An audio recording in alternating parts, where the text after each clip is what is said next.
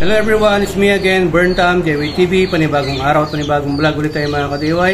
Sa araw na to, meron ulit tayong gagawin dito ay ituturo na basic guide na Griffin 180 natin. Of course kay Black Mamba. Siyempre, shoutout muna natin lahat ng mga supporters at followers natin sa Facebook page at sa YouTube channel. At siyempre, wag natin kalimutan, videographer natin, Analos Vlog, paki-subscribe sa YouTube channel at paki-follow yung Facebook page niya. So ayan, para hindi tayo magtagal mga ka-DIY, short vlog lang to, huwag kayong mag-ilipat ng channel. Boss Burntam, marami nag-PPM sa atin sa Messenger at sa YouTube channel natin. Marami nagtatanong kung paano yung mga functions o kung ano yung mga functions ng ignition at ng remote natin. So, okay, maglilipat ng channel dahil ito ang topic natin.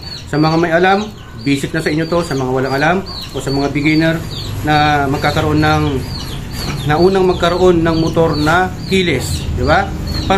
So, ayan, dito lang muna tayo sa ngayon para hindi na masyado umaba kung paano yung functions ng ignition system natin at yung functions ng remote natin. So, lagi ko inuulit, paunin yung photo. Ay, wait lang.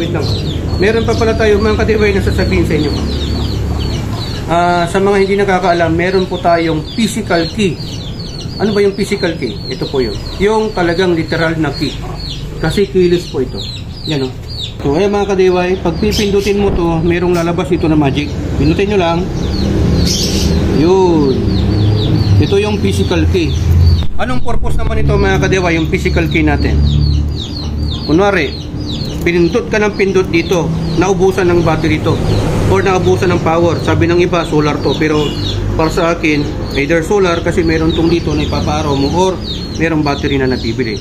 Just in case, malayo ka sa branch mo kasi may duplicate na sa branch kung hulugan yung motor mo. Ito yung gagamitin mo kasi hindi mo talaga to mabubuksan tong seat cover kasi hindi magpapaksyon yung ignition system natin. E paano gamitin to? Yan. Wala siyang papasukan, di ba? Invisible yan. Yan ang gagawin natin. Isuksok mo lang yan mga ka-DIY. Yan, no? Pwede mong ikutin yan. Yun. Nag-gets nyo na? So, ito yung function ng physical key natin. Pwede mo ring ma-unlock. Tapos, ikutin mo ulit para tapos hugutin mo. Para mag-lock ito. Itong ibabaw. So, yan, hindi mo ito magagamitan ng ibang susi kasi iba yung design yan mga ka-DIY. Okay? So, ulitin ko. Kunwari, yan, nakalock na yan. Oh, diba? Hindi mo na magagalaw. Walang remote. Wala. So, walang ignition. Walang supply. Ulitin ko ulit. Ipasok mo lang to. Yan. Tapos iikutin mo siya pakanan. Tapos yon tumunog. Pwede mo nang papaandar. Pwede mo nang mabuksan. Na hindi mo mabubuksan pag ganitong position. Pag naka-on position, hindi mo mabubuksan yung fuel at yung seat. Ilalagay mo sa open position. Yon, buksan natin yung gas tank. Yon. So hindi mo kailangan ito pag nalobat to. Okay, so ganun lang po yung function niya mga ka-DIY. So yan, ikutin mo ulit para mag-lock. Lagay mo dito. Sarado na siya, ibalik mo lang. Nakatago.